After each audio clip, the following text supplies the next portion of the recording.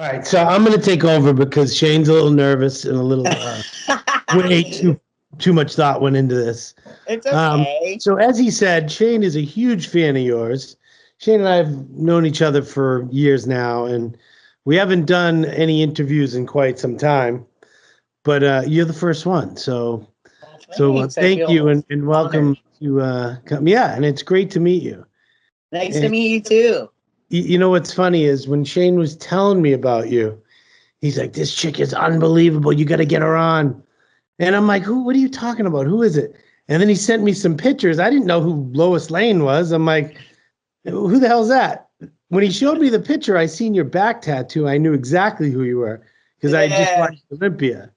Oh, thanks. Yeah, that's what the judges say too. They're like, "Oh, we always know you when you come out with your back."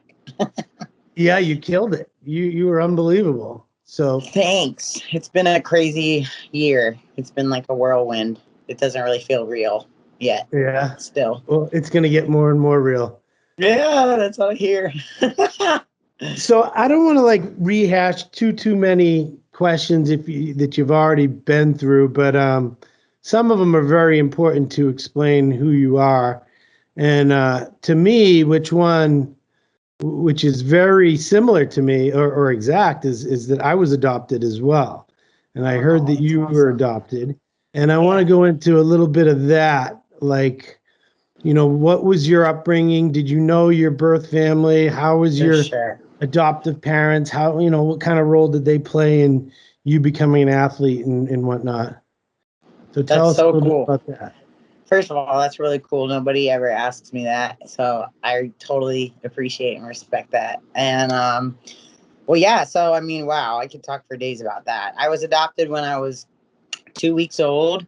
My parents couldn't have kids, so they adopted myself as well as my sister. She's adopted from another birth family, and she's a year and 4 days older than me.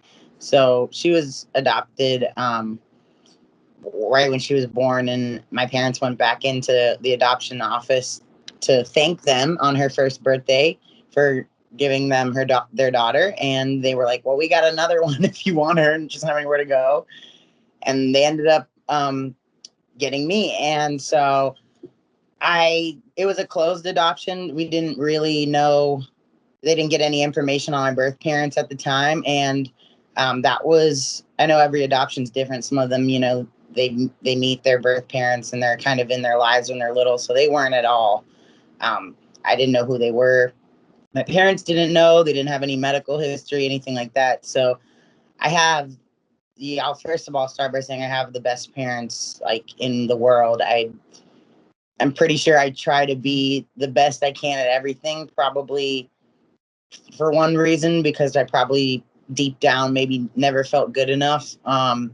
For the fact that I was adopted, and also number two, because my parents that raised me are such good people that I will eternally try to be the best person I can be to repay them for giving me the life that they gave me. But they were very present in my life. They've always pushed my sister and I, to be the best people we can be. My dad has taught us to be strong women and make a life of our own and never depend on anybody and treat others the way we wanted to be treated. And so I had two angels who raised me. And then when I was around 16, I was a really troubled kid. Like, I was always getting in trouble. And I think a lot of it was because I was just really angry at the world. I was always like asking my parents questions, even from a young age. They never really like hid that we were adopted. They were like, you came from another woman, but you're our child. That's kind of how it was introduced to us. And I was always super inquisitive. So I was always like, well, who's my birth mom? Why did she give me away? Why didn't she want me? Where is she? Why can't I talk to her? And, and they're like, we don't know. And I didn't really believe them when I was little. And I just kind of had this anger and confusion and hurt over me as a cloud most of my childhood.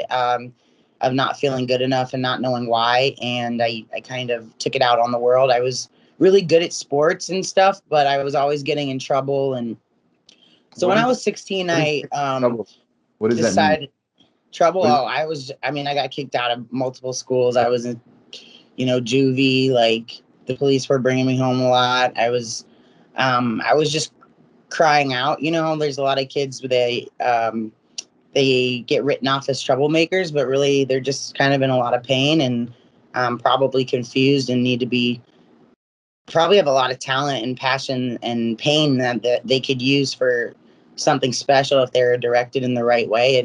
And my parents never gave up on me or wrote me off as a bad kid. And they're probably the reason that I'm not, and I'm not being dramatic when I say this, they're probably the reason that I'm not in jail or dead or something like that.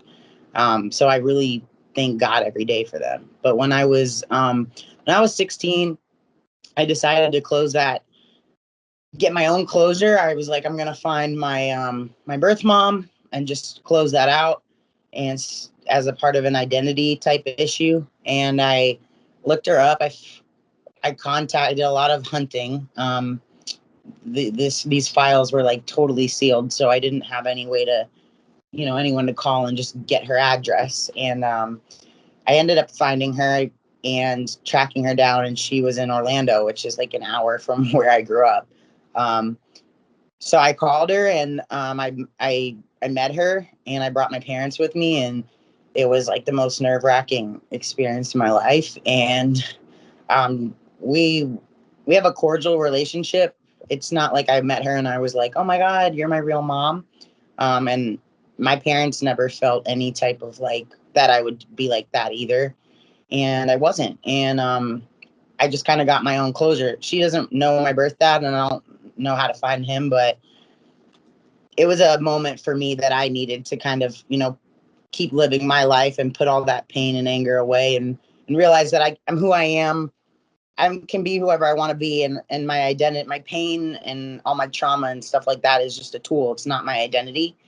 So that was a really big chapter in my life, and it was incredible to have my parents who raised me there and see my birth mom, hug them and just thank them for giving me the life that they gave me. And my birth mom has come to a couple of my bodybuilding shows, and she's just amazed that I've done what I've done. And I couldn't have a better support system. I think that loyalty makes you family, and blood doesn't have anything to do with family. Anyone can be related to you by blood. That doesn't make you family.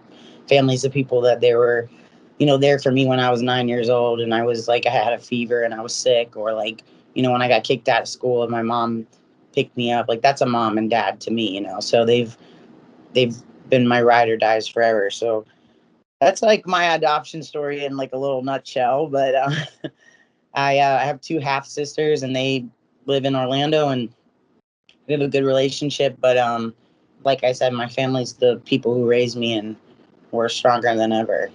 Where are you located now? I'm in Tampa. I grew up in Clearwater, Florida, so it's like 30 minutes away, but I'm in Tampa, Florida now. Do you know what your ethnicity is? Like, what are you? Yeah, I did. I took one of those ancestry tests. I'm Italian and French. So I guess that's why I'm loud. But I was raised in a Jewish family, and I consider myself a Jew religious wise, but I look just like my birth mom, but I don't know nobody in my birth family really has like an athletic build that I met. So maybe my birth dad is like maybe my birth dad's like Dorian Yates, and I don't know, or something. We'll have to give him a call. Yeah.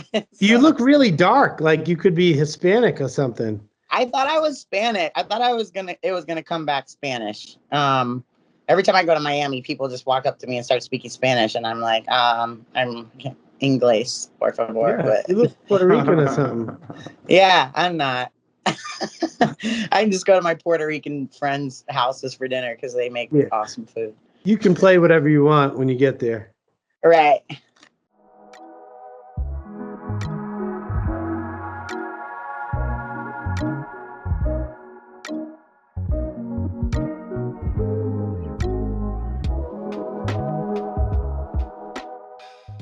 So what sports? I heard you did gymnastics. What other sports did you do as a kid?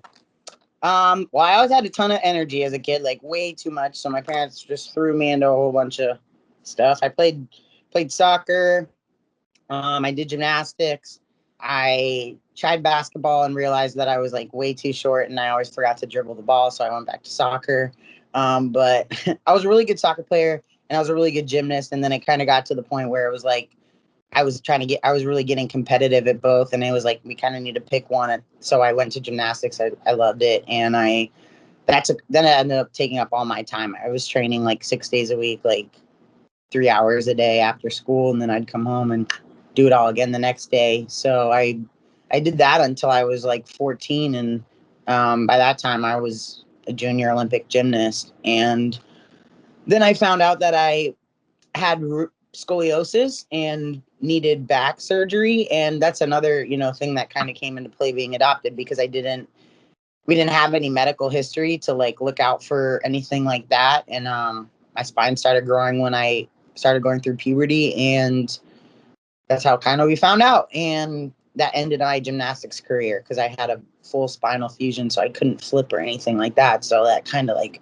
sent me into a horrible depression. And basically it was like I saw myself being a Olympic gymnast, and that's all I did, and it got taken away from me. So after I got out of my feelings, I figured dance would be right there is what's so damn inspirational, because most people would stop right there, but you did stop right there. Nah, I couldn't. That's my parents too. They were like, I think the big thing about them was like, they never were like, even if my doctors were like, yo, you're limited, my parents were like, do whatever you want. Like, they really were. They were like, if you feel like you can, if you feel like you can go back and do a sport, go do it. Like, and I was like, okay. And I think that really helped me, because they never let me slip into that mindset of being like handicapped or like, disabled or limited. They never let me believe that. And so I didn't, and I was ignorant. I think my ignorance to like how serious my spinal surgery was the reason that I was able to jump back into things. Cause mindset's everything. So I started dancing and I loved that. And I did theater. I was a backup dancer for a while for a lot of artists around country. And then I kind of got out of that, and I started getting into boxing as I got older. And then I took a break from boxing because I was tired of getting beat up. Yeah, I never really like learned that controlled aggression. I was always pretty aggressive. So I took a break and I was like, I'm going to weight lift a little bit. And I did. I just planned on going to the gym. I had just got out of like a really terrible relationship, and I was at my rock bottom, like my real rock bottom. And I've had a lot of rock bottoms, but that was my worst. And I just remember I left the courthouse. One day, and I went to the gym, and I just kind of said like, I didn't say I'm gonna be a bodybuilder. I just said I want to start taking some steps to take care of Rachel, and take care of myself. So I started going to the gym every day, and then some people were kind of like, when's your show? And I was like, what are you talking about? And then the rest is history. Yeah, it is. How did you end up going into bikini? Well, I was like 105 pounds when I started. I was always like, I always was like shredded, but I was like skinny shredded, where you're just like, you don't really have muscle, but you don't have any body fat. So you can see like your muscles. I was always like that. I always had abs and like pretty good shoulders. And I had some, I had a good foundation from gymnastics. I looked athletic, but I looked very skinny. So I didn't really have enough muscle for figure. And people were like, you could do a bikini show like tomorrow. And I was like, okay. So I did. And then I won. And I was like, well, this is cool. But I started like looking at bodybuilding to like learn about it. And I just all I saw was like the golden era bodybuilders. Like, and same with the posing. So that's what I was like, this is cool. Like I just started really loving muscle, and I was like throwing up back double biceps at my bikini show and stuff. Like, they were like, can you put your hands down, please? Like, so, and the judges told me I was a little too muscular for bikini even at that time. Like when I dieted down, I had like quad separation and stuff. So they were like, you need to like fill out or break down some of that. And I was like, no, I really like how this is going. I think I'm going to keep putting more muscle on, actually. And my coach at the time was like, the way you're growing is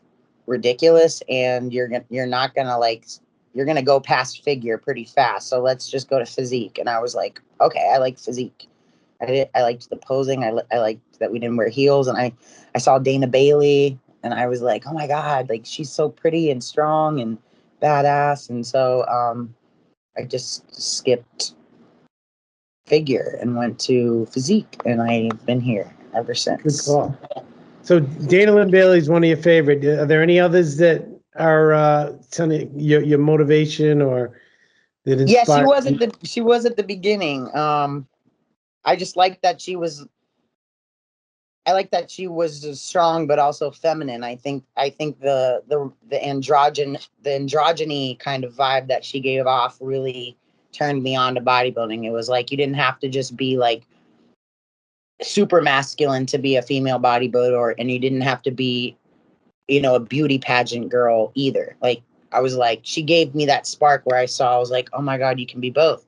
Because I've been that my whole life. I've never been a girly girl. I've always wanted, if you gave me the choice when I was 12 to go to the mall with my girlfriends or go dirt biking with the guys, I'm going to go to that. But I also like, I'm also still a girl. I like to put on a pair of heels and like go out and look cute. And so I was like, I can do this. Like, this is cool. She's doing it. So, and that really sparked, I think, my style and my image as a bodybuilder as well. I loved Kai Green's posing. Once I saw him dance, that he was kind of a dancer and a bodybuilder, I was like, oh, this is awesome too. Cause like, I was like, I'm a dancer. Like I can dance and throw some bodybuilding poses in here. Can I ask you? Yeah, of course. On that, because so in the watching of your progress here and seeing your posing, one thing I did notice was a similarity between you and Kai Green, and I even called it out, I think, one time in IG on you, and it was the pop and lock. Like, you seem to be very much into that dark shadowed pop and lock look of everything. I've always been fascinated by it too. So is that like what you in turn plan to incorporate more into your routine and your posing to bring more of that like Kai Green does? Yeah, I mean, I did. It's not like I looked at him and I was like, I'm going to copy his style. I've always kind of had that hard hit style and filled it with flow, like in the middle. And it's also, if you think about it, my back surgery has kind of limited me. Like, I tried ballet and I tried like those bendy, flowy, graceful kind of dancing. First of all, it wasn't me. And second of all, my back doesn't bend. So that pop lock, hard hit kind of stuff where it's just straight hits and it's not really the flowy, bendy, beautiful stuff. That's easy for me. So I fell into that style pretty early on. Once I started doing hip hop, I was like, oh, I can definitely do this. And that just kind of matched my heart, my personality. And then I threw a few bodybuilding poses in there, and I was like, oh, I got a whole new style going on now. Oh yeah. So let's talk about your rise, because it's pretty damn fast, kind of like Derek Lunsford. Only I think even far less shows. Like, how many shows total have you done now? Oh, well, when I first started, I did a different league. I tried a league called PCA, which is like a really big European league. Yeah. So I did one show with them and I won, which qualified me to go to their Olympia, or like their world championships in England. So my second show was their world championships. I got 4th in the world for bikini, and I couldn't really go anywhere after that. Like, I was like, they were like, you can go pro in here and you can keep competing. And I was like, well, I want to go to the Olympia. And I think that you can only go there by going into the IFBB. So I was like, let me switch over there. So I did my first NPC show, September 2019, for physique. And I won it. I did physique and I crossed over into bodybuilding. And I won everything, which was like so amazing. So that qualified me for nationals. I did Miami Nationals in November 2019. I got 3rd, and you needed 1st or 2nd. So then I did Tampa pro as an amateur in August 2020. I just kind of did that as a warm-up show. I didn't really need it because I was already qualified. And then 3 weeks later, I did Junior USA's. So that was my fourth show. Junior USA's was my fourth show. And I won my pro card at my fourth show. Then a week later, 6 days later, I did New York Pro as my first pro show, and I won that. And then I did the Olympia. So I've done 6 NPC shows. Fast tracker. So that's really not normal. I heard that. Yeah. So, I mean, that's why I said it's going to get real fast for you, because you have nothing else to prove. You've proven that you're amongst the best. Now it's climbing that hurdle of going from 7th to 6th to the first call out to the top 3 and eventually hopefully winning. Yeah. So no, it's a great spot. I love it here. I got an interesting question, because your class at the Olympia was probably the most controversial. How do you feel if you had to judge? Who do you think won or should have won, or what physique did you prefer winning that division at the Olympia? I honestly think the judges made the right call picking Sarah. I think I have loved Sarah's physique, and I've watched it for a very long time. She's very low key. So a lot of people weren't looking out for her until she kind of popped up last year and got second, and everyone was like, who's that? I think her conditioning is women's physique. I think her symmetry is women's physique. I think her overall package, a lot of people will go with Shanique because she just has that, that crazy cartoon kind of unattainable hourglass figure, which is phenomenal and it's outstanding and it's beautiful and it deserved first when it got first. But I think what Sarah brought last year, and I thought Sarah honestly was going to win last year. And I think she earned the title she got this year. And I have nothing but respect for her. I think they made the right call. When you consider all of the factors, symmetry, not just symmetry, but conditioning, we have to keep that in mind. Posing, all of it. I mean, I think she has one of the best female physique backs in the IFBB. She brings some crazy glutes in, and yeah, I think when you sit down and look at the scorecard, and I know a lot of people were like, I don't understand, but if you really sit down and look at the qualifications for women's physique and compare those two girls, I think the judges know what they're doing and they made the right call. So what do you think you need to do to get up into that first call out or even top 3 to mix it up in there? What do you need to do with your body? What changes? I think I need to keep doing pretty much exactly what I'm doing for a longer amount of time. So I don't think I need to do anything crazy. I'm not going to try to get huge. Honestly, I don't even think I need to be that much bigger. I think I need to grow into the weight I'm at. I just think I haven't been doing this long enough to have the same amount of muscle maturity that some of those girls have. I could use a more dense back, a thicker back. I can trick people pretty well on a back double, but when I do my quarter turns and stuff, I just don't have the same thickness. And that's really just something that's going to come with me lifting and eating and sleeping and training the way I am for an elongated amount of time. I just didn't have enough time. I'm pretty new. I started weight training July 2018. That's the first time I picked up weights in my life. So I'm very confident in if I'm where I'm at now, I'm very confident where I can be going up. I need a little bit of bigger chest. I think a tiny bit bigger arms, but my conditioning is not going to change. I'm going to bring the same conditioning I always bring. I don't think that needs to improve. I think if I was more conditioned, I would be getting points off and going towards women's bodybuilding. I'm just going to keep working on my posing, but I don't think. I think I can hold my own next to those girls, and I think it's only going to get harder for them as I stick around.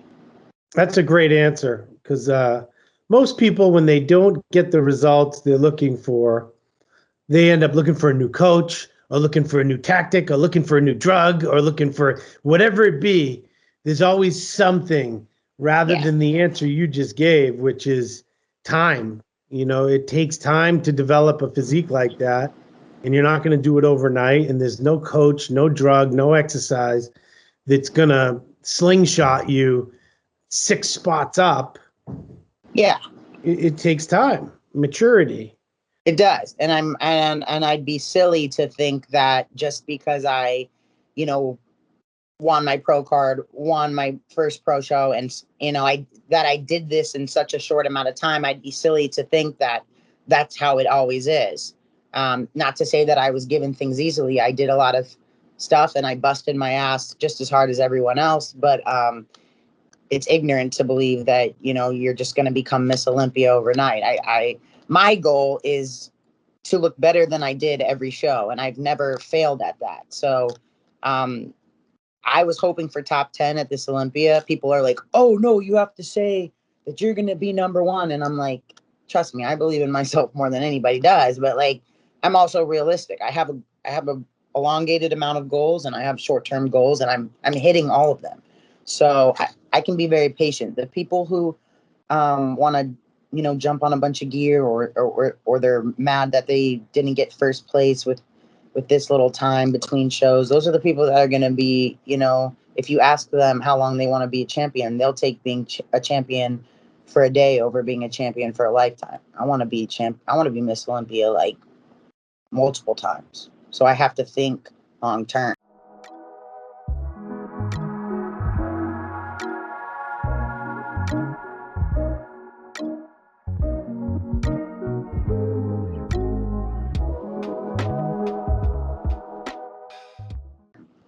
So that Especially as a brings up woman. my next question. How old are you now?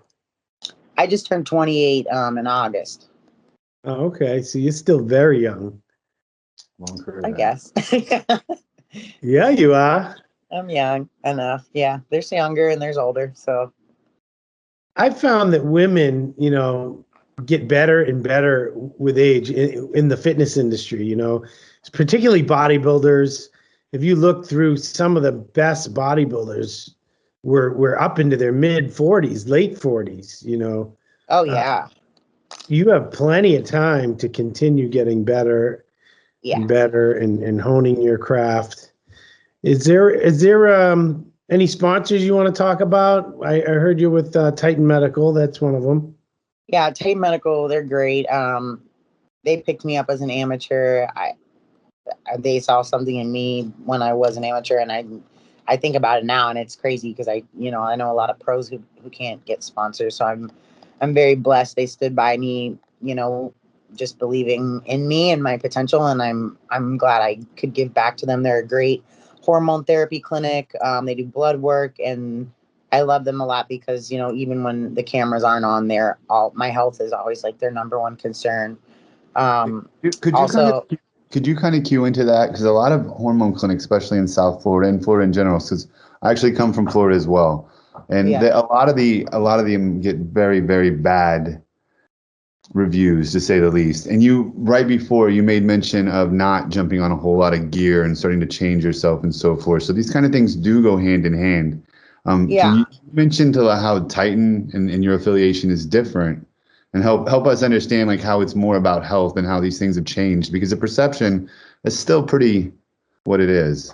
Yeah, I think a lot of people think like you just walk into these clinics and they give you like steroids or something, and it's like that's first of all, that's not what they are. Second of all, it's not just a whole bunch of bodybuilders hanging out at a doctor's office either. These people are helping normal people um, get their lives on track. I mean, for me, it's very valuable to have a sponsor who's involved in the health industry because I don't lie about taking PEDs. I'm not going to go give everyone my cycle, but I'm also, I'm also very cognizant of my body. And I like I said, I want to be in this long term, and um, I know when to take breaks. And they're very on me about it too. I mean, I can go there. I get my blood work with them. I do different things to protect. They give me tons of peptides that help me. I do glutathione. I run BPC 157, TB 500, things like that. But they're really, what I saw about them that I haven't seen with a lot of clinics is it's not just like, here, buy this, buy this, buy this. Like I've literally said, seen in consults where like they could make money off of somebody easily because these people don't know what they're supposed to get. They've been like, look, you don't need that. Like, honestly, you could go without it, or let me give you this. And I'm like, I think that's great. It's not about the money for them. I've really seen them go above and beyond to look out for health over, just monetary compensation. To me, that's important for a company. I like, goes back to the loyalty thing. And I think a lot of these companies are really just trying to get a quick buck. And I've never had that experience with them. And they've helped me a lot in So they're the your health. number one sponsor as well. They're the sponsor I see at the top for pretty much everything when you put your Yeah, stuff I'm up. exclusively with them. I don't see myself going anywhere. I'm Right. a loyal person, and but yeah, and I mean, my coach is my other rock besides Titan Medical. My coach is Shelby Starr. He's actually on my shirt.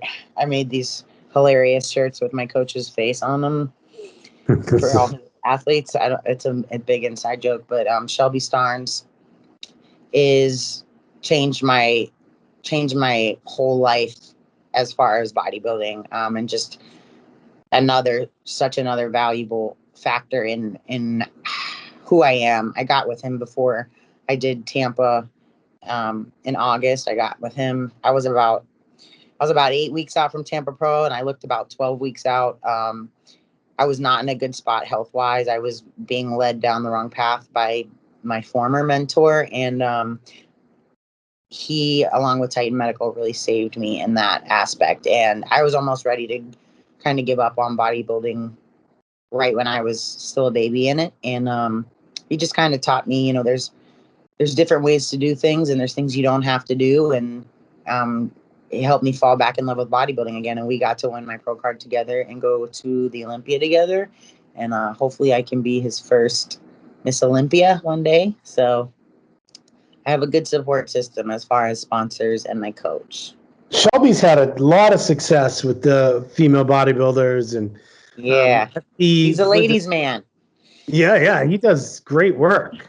He's been Incredible. at it a while now. Oh yeah, he's brilliant. He's really brilliant. And he used to get peeled when he competed. A lot of people don't know that. His glutes were like freaking walnuts. Yeah. Yeah, and that's cool too, because he's been through it. It's like it's easier to take advice from somebody who's like, they know how you feel when you're 3 weeks out. And he's a good guy too. He's got kind of a quirky sense of humor. He's funny. Yeah, he's a nerd. He's dry. He's the best though. I think he's the best female bodybuilding coach in the world. He is. Yeah, it looks that way. Yeah, he knows his girls. He does. And he takes care of them, and he's smart. And there's things he does where I'm like, wow, that's only something that you would have known because you've had so many years of experience and you've seen this many bodies. And it's very impressive. And I trust him 100%. I don't see myself going anywhere. What do you guys have planned for this year? Since you didn't place top 5, you have to requalify. Yeah. So what are you thinking? So I was originally thinking like Chicago Pro or Tampa Pro, which would be like July, August time. But then I saw a flyer come out the other day saying that New York Pro is going to be in Tampa again. And I saw my face on it, and I was like, Shelby, that's coming up soon, right? Yeah, it's in May. When is it? May what? 15th. May 15th. So how many weeks out is that right now? Like 14, 13. Okay, that's not too bad. Yeah, I mean, we're good. I got time. But I can't turn that down. It's 10 minutes from my house. That's the show my first pro show, and I won it last year, and I want to go defend my title. And I mean, hopefully I can, if I win, I'll still have a good amount of time before the Olympia to just, kind of take a little break on my body before I diet hard again. And then if I don't win, then it gives me enough time where there's still a good amount of shows afterwards that I can jump into and requalify. So I'm happy with that, and I'm excited that New York Pro is coming back to Florida. That also gives you a little bit of a break if you do win. Right. It gives me like a good while to just chill out. Right. And then you focus completely on is the Olympia going to be in December again this year, or do we know that? They haven't confirmed it, but I'm thinking it'll be at least in November, because if not December, because the Arnold's in September now. I'm pretty sure there's going to be, I don't know when Rising Phoenix is, but that's usually in November. So I'm thinking that they're going to want to, let all these shows happen, and they're not going to put the Olympia before like some of the shows that are still happening. So I'm thinking it's going to be November, December, and I'm hoping it'll be in Florida again. That would be awesome. Will you jump in those shows as well? Like the Arnold or the Rising Phoenix? I'm not going to jump in any shows that I don't have to, if that makes sense. I'm not going to just jump in shows to do shows at this point. I think a lot of girls make the mistake of doing that. I don't know if they just like competing a lot, but I think now as a pro, just thinking long term, I want to save my like go hard phases strategically. So, qualify, relax, and because I need to save that momentum for when I come in the Olympia. I want to come in on point. I think I did. I ended up doing 4 shows last year, and I wouldn't recommend that to anyone. That was really hard for me, mentally more than anything. I mean, I guess some people can do it, but that's a lot. I'd rather get my qualification in and let my body relax so that it's ready to go and it performs 1,000% when I needed to at the Olympia. I don't want to come in 70% of the Olympia because I tried to look 100% at a couple pro shows so people can see my face. Right. What do you think of traveling? Would you go, say, if the Korea Grand Prix happened again? No. Would you go to Korea and compete? No. I hate traveling. I hate it. What she's willing to do here. No. Huh? I hate traveling. I hate it. I hate it. Really? I hate being on airplanes. I hate going through TSA and they rip open my food and they take my peanut butter and they tell me I can't bring my water. And I always got to pat down that arm that has absolutely nothing. Always get pat down. Tank top. Always. And then my back lights up the whole metal detector thing, and I'm like, it's not a bomb. It's my spine. You're just sweating. This is just sweat, people. Come on. Yeah, I'm like, Jesus. No, I think for me, like, I like to be in my zone. I think environment is really important when you're close to a show. I mean, my second show ever was my bikini show at World Championships. That was in Birmingham, England. So my second bodybuilding show ever, I was like traveling across the world, and that was like so hard. I had like the worst rebound and like coming back on a plane. Oh yeah. But I try to do as little travel as I can. I mean, obviously I'll go if I need to go fly somewhere to do a pro show, I will. But if I can drive 9 minutes down the road and go do New York Pro, I'm not going to say no to that. Well, I can speak from experience that it's some of the most fun times you'll have. Traveling? Yeah, with a big group of other competitors. Oh, yeah. See, I didn't go in another city, another country. It's awesome. Yeah, England was really cool. I did have fun there. We stayed a few extra days and like went around and partied and ate, and I'll remember that forever. I will. Exactly. Yeah. So anything else you want to share with us? Do you have any other? Well, yeah. So are you a personal coach? You're a trainer, right? Yes, I do. Your information coaching out there so we can let people know that too. I'm sure. Yeah, I do coaching. I do training programs. I'm also a posing coach. I do a lot of posing, all categories, mandatories, and I do routines. I do a lot of routines for people. So all my stuff is booked, and it doesn't matter. I think a lot of people think that I have to see you in person. Most of my clients are on FaceTime, so don't freak out if you're not in my area. But you can go on my website, www.therealloislane.com, and all my stuff is on there that you can get with me. And I also have my clothing line that I just started, which I'm super excited about, and we have some new stuff coming out. So what's that tagline? What's that tagline that you have? If they don't believe in you, they don't believe in you, fuck them. That's right. Yeah, that's just something I used to say, and I threw it on a shirt and like people went crazy. So You're gonna have a whole bunch of guys not wanting to believe in you. I know. There's the other angle. You're right. Maybe I could use that to get a boyfriend. I'm sure you'll do just fine. Oh my God. He had Yeah. a whole list of questions. I hate the lists. He You sent can me. ask me whatever. Yeah. Ask me whatever you want. He hates the list, so I prepare a list that is supposed to be organized and have some sort of Because it's cadence to it. I like it organic. This is I how- do too. Like some stuttering, talking over each other. That makes it more real. She is the real Lois Lane. So when Yeah. when your clients talk to you, is this who they get to? Because it feels like I'm talking to an old friend. This doesn't feel hard to have a conversation. Let's not get carried away. Okay.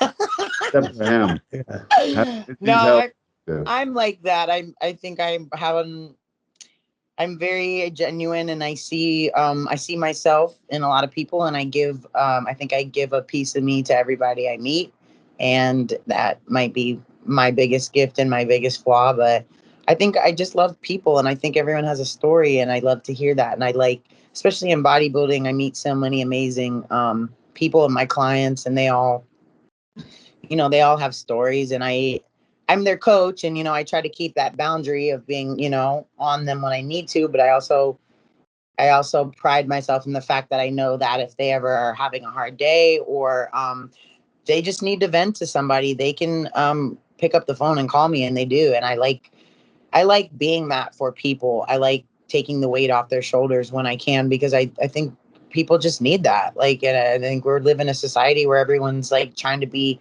cool and being like, I don't have feelings and I don't need anybody. And like, we do. We all need somebody. It's like, let's cut the bullshit. Like, let's be a little fucking nicer to each other. And yeah, we're all in this together. So this is who I am. I'm a lot, but yeah, and I do that for, I posted a video a long time ago on my Instagram just talking, because I was getting a lot of messages from girls giving up on bodybuilding and quitting because, either their spouses or their support systems or just random people would, do the "you look like a man" thing, or like, you shouldn't get too much muscle, and just turning them off from their dreams. And that really upset me. And I made a video, and I just said, like, I don't care if I don't know you, like, if you DM me and you need someone to talk to, I will call you. And like, literally between Tampa and my pro card for 3 weeks, I was like up on the phone at night with like girls in like Spain and like all over the world, just listening to them, and that's what people need. And I might never talk to them again, but if you can be what somebody needs in a moment, even if it's a stranger, I think you can change the direction of somebody's life. I have a lot of people that I've never seen, and I only saw once, and they might have only said one thing to me, whether it was a kid or now, and they probably don't even remember me, but I keep them with me. So I try to, if you can be that for somebody, it's like, why not? It's not going to take too much time out of your day. Incredibly positive and kind message. It's a great way. Well, I mean it too. I'm not just saying it to sound cool. So. Well, there you go. Yeah. Well, I think you're phenomenal. That's great. Thanks. But I have no other questions. I know you got to go because you're getting a massage in a few minutes. Right. Yeah, well, he's a little late. So if you I could probably keep you for hours because, like I said, it's easy to talk to, but I'm being told to shut up anyway. So I'm just saving you from Shane. Thank you for this time. I appreciate it. I love talking to you guys. You guys are so fun. Thank you. Where are you in? The last time north, right? we get to celebrate more of your successes. Hopefully we get another chance at this. Thank you. No, I'd love to. Maybe we can do one like after New York Pro or something, and hopefully I can get on here and talk about winning. Yeah, after you do win. You will win. I hope to God this year that things go back to normal, because there's an experience that you haven't gotten to experience yet, and that's meet the Olympians. When thousands of fans come in and they're able to come up and hug you and shake your hand and take a picture with you. Yeah. There's nothing like it. You'll sell a ton of merchandise and just interacting with all the fans, which, obviously isn't able to happen right now. Yeah, we had like a mini one in Orlando. Like they had it, but I know it was I've never been to the Olympia even to watch. So this was my first experience. I never experienced it in Vegas, but I mean, I know everybody said like it's way bigger in Vegas with the Meet the Olympians, but I actually had a ton of like people still come out to my booth, and just like I almost didn't go because it was like the night before the Olympian. It was at like 7 o'clock, and I was like, I gotta go to bed. I'm tired and hungry. But I was like, I'll go for an hour, and it was like I'm so glad I went because I just had so many people come up, and I just got to hear their stories and like hug them, and just like it was guys and girls and white and black and like everybody from all around, and it was just like it was such a cool experience because it's like they say like you helped me so much, but I'm like you're helping me, like I'm gonna take you all on stage with me tomorrow. Like that was so it was really meaningful. It was like meeting yourself and a lot of people. So I hope I get to do it again, and I hope more people get to come out and it goes back to normal, but that's the only one I've ever seen, so it was cool for me. And it will eventually. Yeah. All right, We'll see. Keep training. We'll keep watching you. And you already gave us your website. What's your Instagram? The Real Lois Lane? Yeah, the Real Lois Lane _ IFBB Pro. I had to add that. I'll make sure it's all thrown up there for you. Yeah. It'll be all there. Shane's good like that. Okay. Thank you. You guys are the best, and thanks for like having me, and means a lot. Thanks. Thank you. Yeah, of Have a good course. Good luck meeting you. Nice to meet you. All Bye-bye. right, nice to meet you. Bye.